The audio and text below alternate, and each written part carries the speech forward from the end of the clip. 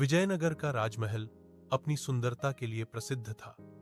एक दिन दूर देश से एक व्यापारी आया जिसने राजा कृष्णदेवराय को एक चमचमाता आईना भेंट किया। उसने कहा, महाराज, ये आईना जादुई है। इसमें केवल चेहरा नहीं, आत्मा दिखती है।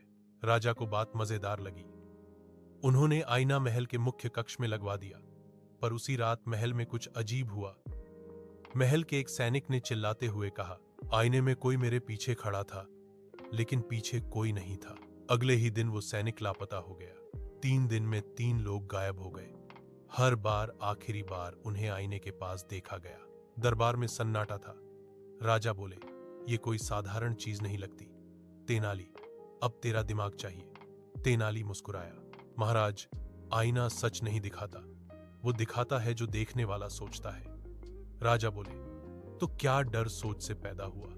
तेनाली बोला, डर हमेशा सोच से ही जन्म लेता है महाराज, पर कभी कभी डर भी असली होता है। रात को तेनाली ने आदेश दिया कि महल का वो हिस्सा खाली करा दिया जाए। वो अकेला आईने के पास बैठा रहा, हाथ में दीपक और आंखों में जिज्ञासा। घड़ी ने 12 बजाए। हवा ठंडी हो गई। आईने में हल्की धुंध उठी और अचानक एक चेहरा उभर आया। ठीक तेनाली के पीछे का वो चेहरा वही सैनिक था जो गायब हुआ था, पर उसकी आंखें काली थीं और चेहरा सड़ा हुआ। वो बोला, तेनाली, इस आईने से कोई वापस नहीं जा सकता। तेनाली एक पल भी नहीं डरा। उसने कहा, अगर तू सच्चा है तो बाहर आ। और तभी दीपक बुझ गया। सुबह होते ही राजा भागे आए तेनाली। तू ठीक है? तेनाली मुस्कुराया, महाराज, मैं तो ठीक हूं, पर जो इस आईने में रहते थे वो अब चैन से हैं। राजा बोले, मतलब? तेनाली ने कहा, महाराज, ये आईना जादुई नहीं, जहरीला है। राजा चौंके, जहरीला? तेनाली बोला, इस आईने के पीछे चांदी की परत में पारा और सीसा मिला है।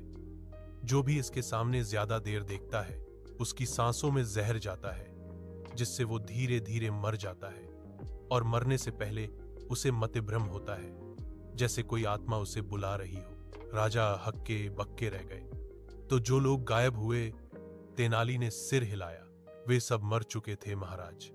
किसी ने चालाकी से उनके शव महल के पुराने कुएं में फेंक दिए, और वो किसी और ने नहीं, उसी व्यापारी ने किया जिसने ये आईना दिया था।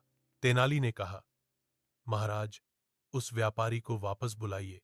मैं उसका डर उसी आईने से निकालूंगा। जब व्यापारी आया तो तेनाली ने कहा, राजा ने आदेश दिया है कि इस आईने में देखो, अगर ये सच्चा है तो तेरा चेहरा उजाला दिखाएगा। व्यापारी ने आईने में झांका। थोड़ी देर बाद उसका चेहरा सफेद पड़ गया। वो कांपता हुआ बोला, मैंने कुछ नहीं किया, मैंने बस राजा को वही तोहफा दिया जो मेरे गुरु ने बनाया था। तेनाली चिल्लाया, सच बोल, वरना तेरी आत्मा भी इसी आईने में कैद हो जाएगी। व्यापारी डर से गिर पड़ा और सब कबूल कर लिया। उसने बताया कि वो एक शापित कुल से था जो राजाओं को श्रापित आईने देकर बदला लेता था। तेनाली ने आदेश दिया कि आईना महल से बाहर ले जाकर सूरज की किरणों में पिघला दिया जाए। जब आईना टूटा तो उसके भीतर से नीला धुआं निकला, जैसे किसी आत्मा की कैद टूटी हो। राजा बोले, तेनाली, अगर तू ना होता तो ये आईना हमारी जान ले लेता। तेनाली हौंसते हुए बोला, महाराज, आईने हमेशा सच नहीं दिखाते, पर झूठ भी ज्यादा देर नहीं छुपाते।